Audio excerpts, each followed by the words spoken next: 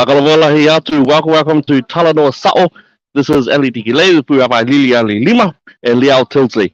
So we're here after the event, and I just want to have a quick say hi before we get into what we're here to have a bit of a chat about.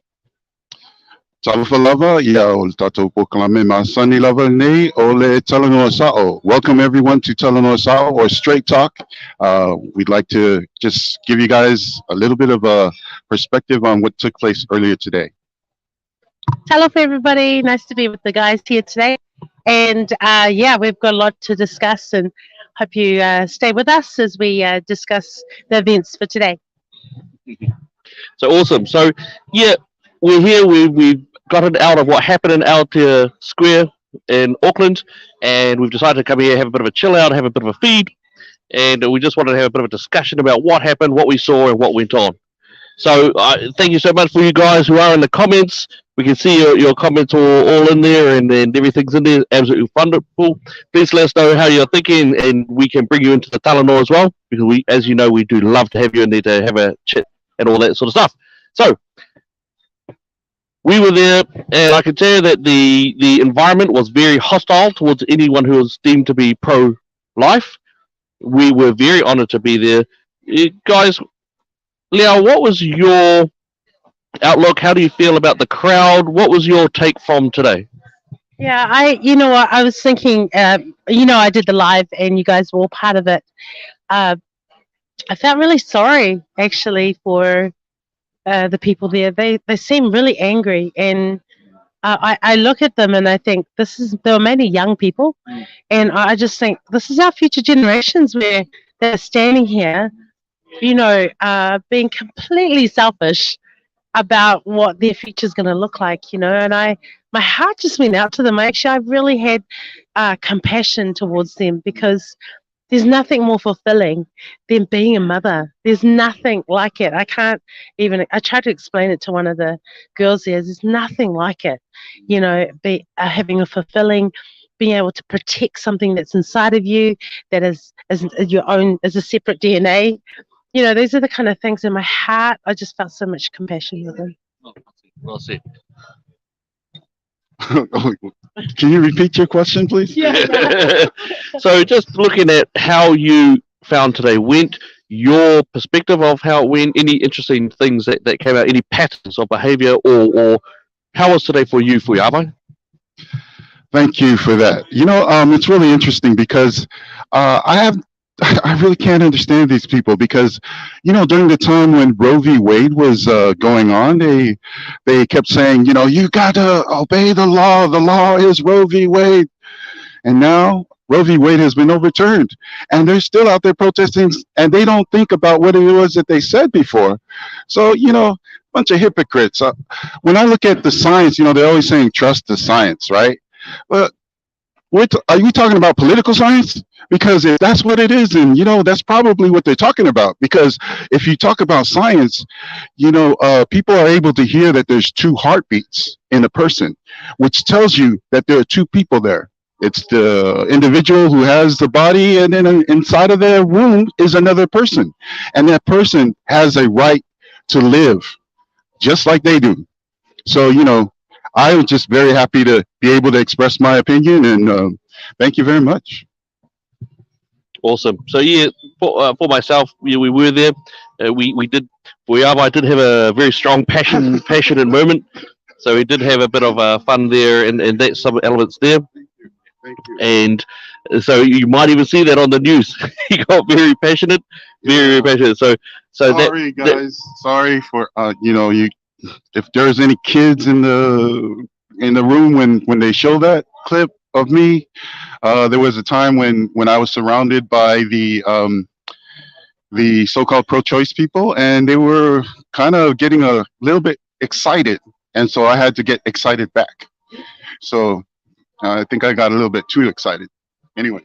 Awesome. But I think what was really good was the fact that we were there just to present that, partially there to talk about, be the pro-life sort of representation there, or one of them, but also we were there to see if we could gain some sort of discussion and some sort of topics in there.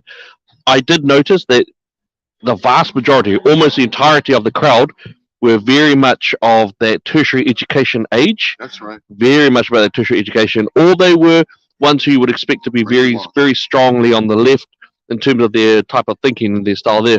I also saw lots of dyed hair. Oh, yeah. I'm not sure how that runs with the, the greeny stuff because, there are lots of dyed hair. I'm not sure if they were planet saving anyway. So there was a lot of anger, and I would say there's a difference between anger, which is sort of a rightful type of anger, one where your actual rights have been taken away and you as an individual have been taken away. But this one did seem to be quite a vicious form of ideological positioning, which is we stay on this side and everyone else can go to hell. And I think we're going to put up the videos and the pictures, but a lot of it was white people were in there, heteronormative people were the signs really were quite strong against white males, the patriarchy, against Christians, and I say against, I don't say that they were making a start saying, hey, we view abortion as a right, you're taking away from us. It wasn't that. There was a very strong attack on if you were male, if you were Christian, if you were white, if you were anything outside of what they viewed. And I think that was actually really, really, really interesting. Do you know, I was surrounded by these folks and they were saying, you are a man, kind of trying to tell me that I didn't understand anything about abortion because I didn't understand what the female experience was like. And they say, you don't understand because you're a male. But it's really interesting because Roe v. Wade was actually passed into law by, it was like 9 white men who sat on the Supreme Court in the United States that gave these people the abortion rights that they're trying to protest for. So they wouldn't have any abortion rights if it wasn't for 9 white men. So men do have something to say about this. And beside that, I'm a human being, and I'm speaking out on behalf of the unborn. And once you know the truth, like the Bible says, the truth shall set you free. And so that's what we're here for. Now there was quite an interesting. I know that we had a couple of topics going on in there. Liao, you were walking through the crowd. Did you engage in any discussions with those people protesting at all? Yeah, I had an interview with one particular one, which I did on my live. The other thing I noticed were they're mostly female. That's the shocking and probably the most hurtful thing that I felt is that most of these women, there were women that were there doing that. And I think they've separated their uterus and their, their parts of that body, they've separated it and said, we should have the right to, and I did say to one of the girls, no, you have the right to protect, the womb should be the most protected place, and it's not. And we that was really sad for me that there were mostly women there, very angry women. I never felt like I was I'm an islander. It's like, but they were really angry, and I felt really sad from that. Incredible sadness of how they were. What I couldn't understand is we have the most brutal abortion laws here in New Zealand, and in America, along with the Black Lives Matter march that we had here in New Zealand, we've had this protest, and it's had nothing to do with us. We still have the most brutal abortion laws here in New Zealand, and so what was the purpose of today? Absolutely. Yeah, just to follow on with what Liao was talking about, that New Zealand does have the most brutal abortion law in the Western world. That's absolutely correct. So right now you can actually kill a baby up to and including during birth, so you can actually have partial birth abortions. Not only that, the politicians who did their best to try to defend babies a little bit, they asked to have baby be given medical treatment if the baby is born from a botched abortion. That was rejected. They also tried to at least say, can you at least give babies late-term abortions? Can you at least give them painkillers so they won't feel it when you are literally ripping them to pieces. The politicians in charge said, no, no, you cannot give them painkillers, and you cannot force us to give medical treatment to them if they are born alive. This is an extraordinarily brutal and cruel abortion reform that you have here. And I also was also asking, I asked a question that many of us do seem to be asking, which is, what is a woman? I'll put those ones up for you. And it was quite interesting that, yes, just like Matt Walsh's documentary, there does seem to be very much a strong confusion around what is a woman. And so they are going with birthing people, and then they talk about people with uteruses, but they will refuse to go with that aspect of a woman. And I think that's incredibly dangerous, isn't it? Can I ask you guys? So we were there, and I think what's interesting is that looking around, and I'm only speaking anecdotally, we three are Pacifica. When I looked around that crowd, there was almost no Pacifica there. That's right. And I would say even on the pro-life side, apart from us, there was no one there as well. Do you think the Pacifica community still hold on to the value of life? Or is the Pacifica community... And you know what? Let me stretch this out even more. Because I did not see many of those who say that they are Christian. So where were the Christians? Because there's a lot of leftists there, a lot of people who died here, a very angry woman there. Where were the Christians who were stepping up for pro-life movements? I'm a Christian. So, but us three were there, and I can tell you, I can say to you that there was approximately about a handful of others, maybe about a dozen other people, and there were young people there as well. So, what do you think about that? Where were they? Where were the others? Yeah.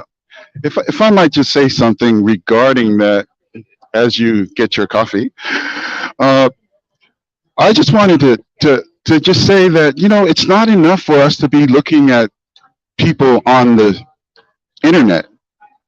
It's not enough for folks to kind of agree with you and say, you know, and press the emoji or a like. That's not enough, man. You need to stand up. And stuff like this actually should be the place where you do that. You know, and if this is the way this is with the protests, I'm almost afraid to see what the election is going to be like. Are we going to have the same old? Because if that's the case, then what's the point in us actually coming on and doing all the stuff that we're doing? You know, we're trying to create awareness, but awareness for people to take action. That's what we're hoping for. Thank you. I think from my perspective, I didn't actually know much about this protest. So there wasn't a lot out there to say, hey, come out. And so on the defense side of, you know, maybe a lot of Christians or Pacifica even, this wasn't advertised very well because I think the last thing you want to do is be confrontational. And I feel like if people are standing up against something, rather than creating a protest where you're like, okay, I'm in control of this is our protest, to actually stand against one that has been done, I think that's even harder for people. I feel they don't know how to stand up for themselves. You may have all the training your whole life and still not be able to have the courage to be able to stand and go, this is wrong. This is wrong. And so, you know what I mean? So I'm not trying to defend the church, but I am saying that it's very difficult because what kind of training do we have? You know, besides the Sunday morning maybe encouragement, you know, what kind of training do we need to start training? Do we need to start a training ourselves? Because this is becoming harder and harder. It's not going to get any easier. No, it's not. And Leo raises a very big point, is that, and I can also see in some of the comments here as well that some of you guys are saying, you know, that people are afraid of being attacked. And that's absolutely right. You will be attacked. Fuawa stood up, he got really, really passionate, and he was being attacked. And they had a whole bunch around him just yelling, screaming at him, a whole bunch of slurs going on in there and everything like that.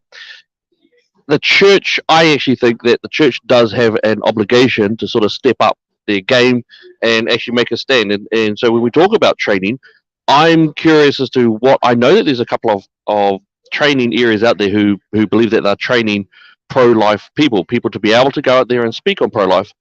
I don't know whether I saw them. I think I saw maybe a couple of those who are out there. I think, where are the churches? I think where are the churches? I think the churches are yet again failing the people by sticking inside and singing songs and giving tithes, and they're not doing anything else. Where are they out in there? And so when we do talk about things like the marketplace and that, they will come for the church. And so I would say to those who are leaders of churches, they are coming for you. That's right. You are not there to defend anything, and that won't save you. You cannot hide in buildings of wood and stone anymore and think that God will be a vending machine that will somehow protect us. It just can't be that way. We must engage in the world that we have and then have the fight in that environment. And when you think about Western culture, Western culture is that combination of Judeo-Christian principles and ethics and morals, along with Greek democracy. You must have one and the other.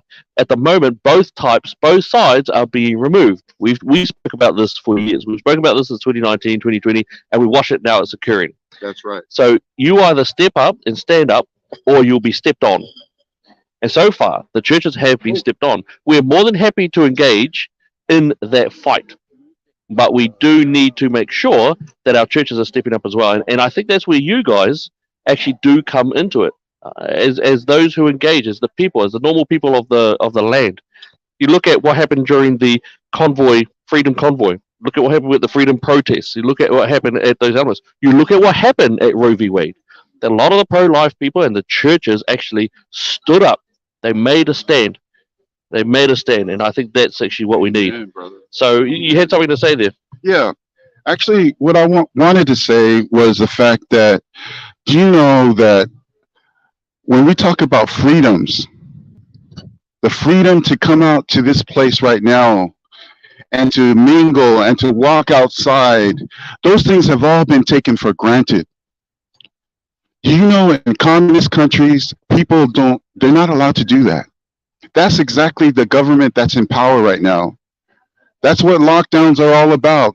That's why you have to ask for permission to do the things that you think you should be allowed to do. There's so much that has been taken for granted. So this is what I wanted to say, is that I fear for the future of our children if we don't do something about it right now. You know, if you haven't been standing up, you need to stand up, and you need to start telling your kids about the truth. That one day there might come a time when you'll be talking about the way New Zealand used to be. Awesome. So I think that's probably a good time to probably end it there. We were absolutely honoured to be there, to be a part of the pro-life message out there. We think that there is a great deal of New Zealanders who are just afraid.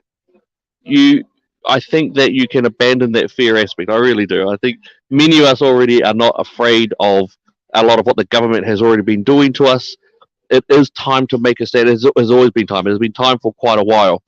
And as we have stepped back, those who want Christianity gone, who want the nuclear family gone, the ideas of children being only taught one type of thing and not being taught about sexual orientations and sexualization of education, they want those guys gone. We either step up or we get stepped on. And so far we've been stepped on. We are absolutely proud and humbled to have received such great messages from you guys out there for our stance and being able to take a stand. So we'll continue making sure that the truth is out there. We'll keep on making sure that the talk is straight and straight up. And yeah, anything that we can do to make sure that New Zealand is a good place, we'll do it. So any last comments there that you guys have? Yeah, I just want to say, like, you know, with the Daily Examiner and Talanoa Sa'o, we do volunteer most of what we do here. And, you know, if you have it in your heart, if it's laid on your heart to, you know, donate to the Daily Examiner or Talanoa Sa'o, we would really appreciate that. You know, we love what we're doing, but as you know, things need to be funded, and I'm not giving you any guilt trips.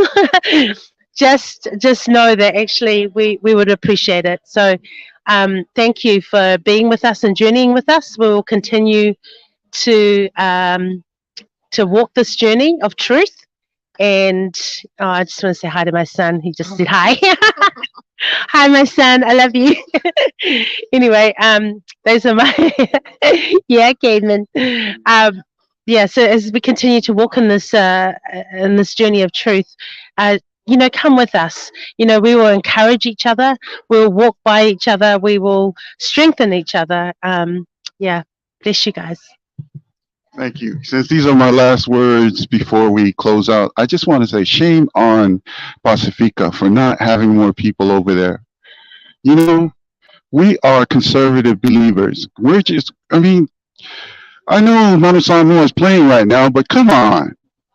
You know, Tonya just finished. I don't know. I think they lost. I don't know if they did, but if they did, then, come on, people. You got better things to use your time with. So all I'm trying to say is we need people to come out and stand up, and this is for you. This is for your kids. This is for their future, and this is for the future of our country. So come on, let's do it together. We're one team. This lady said something about the team of how many? 5 million. 5 million. She said a team of. Oh, now it's called the Army of 5 million. We are the real army. We are the real people. We are the real foot soldiers. So we need to stand up. Let's stand up and let's do this. Thank you. Awesome. So, from all of our team, we love you. We want to stand with you, and we just love doing this sort of stuff. So, in the meantime, God bless you, and God bless New Zealand. Pase forth.